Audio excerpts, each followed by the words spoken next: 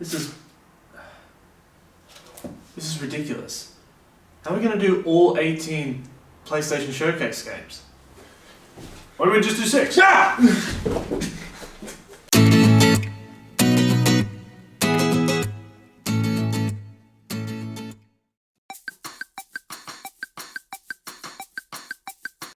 Tchia is an indie game produced by Awaseb. You guys can work that one out yourself. Though we don't know much about the game Tchia, it does seem to have a really great art style, a really great music. There's a cool bit at the beginning of the trailer where you see them using like an action wheel to play some music on a ukulele. I assume that's going to be a core gameplay going forward. While we don't know what Tchia's release date is, we assume it will probably be coming at some point next year. Otherwise, they would have probably announced a release date so far. Gameplay-wise, it looks fairly simple. It's your standard platformer. There seems to be some sailing and gliding and jumping and climbing. The usual things you would find in this type of game. But other than that, the reason it sits at our top 6 is because it looks like it looks very fun, very enjoyable. It looks like a heartwarming experience with really good gameplay and a really great art style. And, you got to show some love to the indie developers. Jared Killer. Unlike the rest of the games on this list, it seems to be the most... it's probably the most chill, the most relaxing, friendly experience that I think will be accessible for people who aren't so much hardcore gamers, but just really want a nice, relaxing experience of a Sunday afternoon. So when Tchia comes out, check it out. And coming in at number 5. Was the new trailer for Wolverine, which we didn't really get much of a look at. We only got a little bit of a cinematic trailer from the PlayStation Showcase, but I mean that's pretty much all we really need, isn't it, to get the hype train started? And apparently in the trailer, if you look hard enough, which I was actually pointed out to by Jacob the other day, is that there is an Incredible Hulk Easter egg. There is an Incredible Hulk Easter egg in the trailer. I can't remember exactly what the Easter egg is. The Easter egg is Hulk 181. Apparently that's an issue. That was the first issue with Wolverine. Is it with Wolverine and the Incredible Hulk?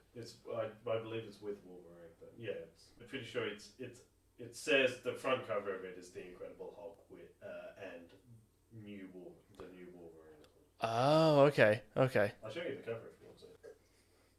Oh, cool. That's really cool. The Incredible Hulk and the Wolverine. Cool. Oh, so that must be like his debut. Yeah. Sweet. That's really cool. Oh, because this is his debut in Insomniac Gaming. Isn't that funny? Did it have a release date or like a release year? 1962. No, I mean the game. No. The game is coming out in 1962. We didn't get a lot to see for the new Insomniac Wolverine video game, but we didn't need a lot to get us up and running and get the hype train going. I really want to see what Insomniac does with Wolverine. And if they're going to make it as gory as I think they are, which I don't know if they're going to, because this is Wolverine. Next game.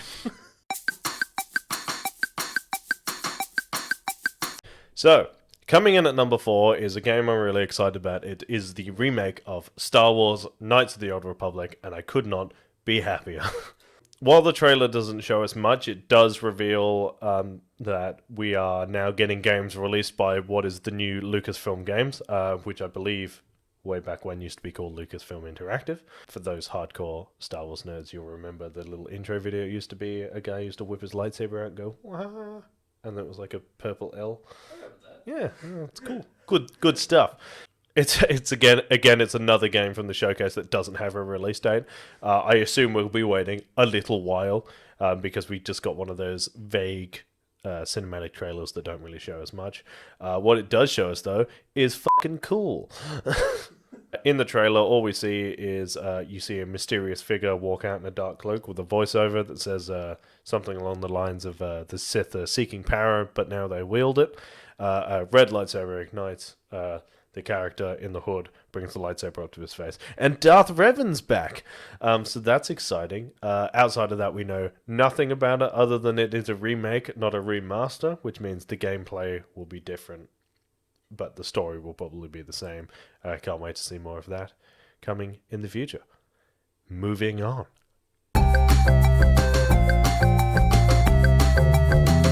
Coming in at number 3 is a game that had me very excited, not only because it was a spin-off game to Borderlands, but also it was a RPG style of game, like an RPG themed style shooter, beat 'em up, I assume even slash 'em up.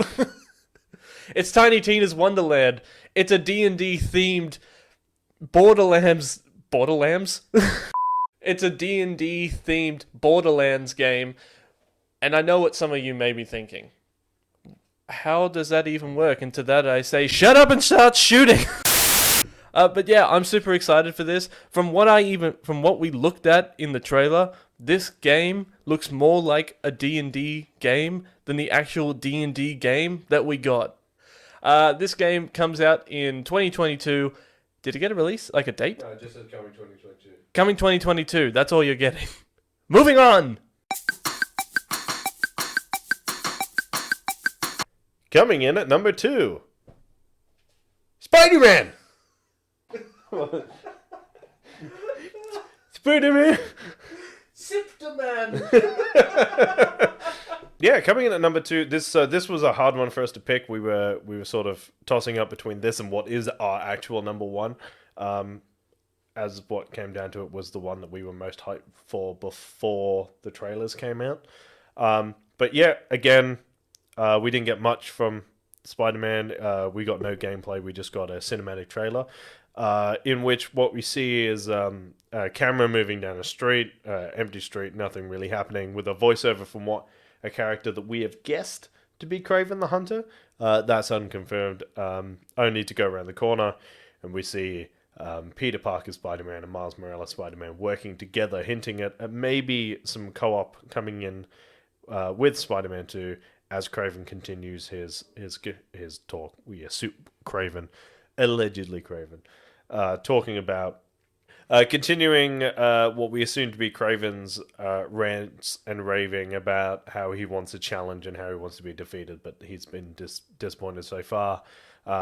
Only to have a shot framed with the two Spider-Mans stood next to each other with the mysterious figure saying, "Will you be the ones to give me this?" It cuts to both Spider-Mans looking down a dark alleyway, only to hear a raspy, "Yes, we will." Quick shot, we get a flash of Venom, and then it just says Spider-Man 2, release 2023. So it's a while off yet, still probably a year and a half. It's still very exciting, definitely on the hype train for that. We'll see how we go moving forward. Moving on.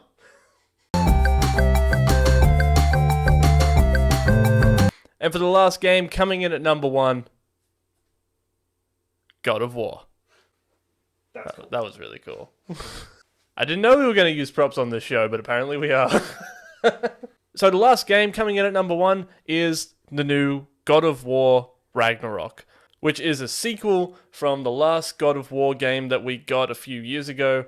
This one is telling the story of what happened afterwards with Atreus and Kratos. Atreus has obviously grown up a little bit more, his voice a little bit deeper, and balls have kind of dropped a little bit. He now refers to himself as Loki, not Atreus. Well, he didn't refer to himself as Atreus in the trailer. He referred to himself as Loki.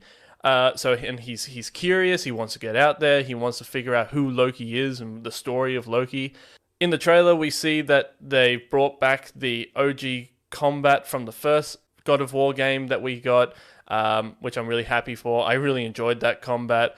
It still looks like you will be playing as Kratos with Atreus being like the secondary character as kind of like a support character, as like in the first one. We also see in the trailer we get some old villains coming back as well as some new ones. We get another look. I think we didn't get a full look of Thor, but we did see his scene from the last game when he unveils his hammer, which kind of sounds like a euphemism. Again, as what Jacob said, this one was kind of hard to rank because we both really, really enjoyed Spider-Man the Spider-Man trailer, and we both really enjoyed this one. But we've been looking forward to God of War Ragnarok for so long. We didn't get a release date for God of War Ragnarok, but we did get a suspected release date that it will be coming out in 2022, which is, I say that's a win. We know it's coming out, and we know that there's another game. Guys, that was our top 6. We hope you enjoyed it. If you want to see the full list of the games that were released at the PlayStation Showcase, we will put a full list down in the description. I hope you guys enjoyed this video. I hope you guys enjoyed the showcase. What was your favorite game? Please let us know down in the comment section. If you guys want to see the other stuff we have on the channel, be sure to like, share, and subscribe. We hope you guys agree with our top 6. These were the ones that we were most excited for, as well as majority of the other games that came out on this showcase as well. As always, guys, keep it real, stay sexy, and we'll see you on the next video. All right. Bye.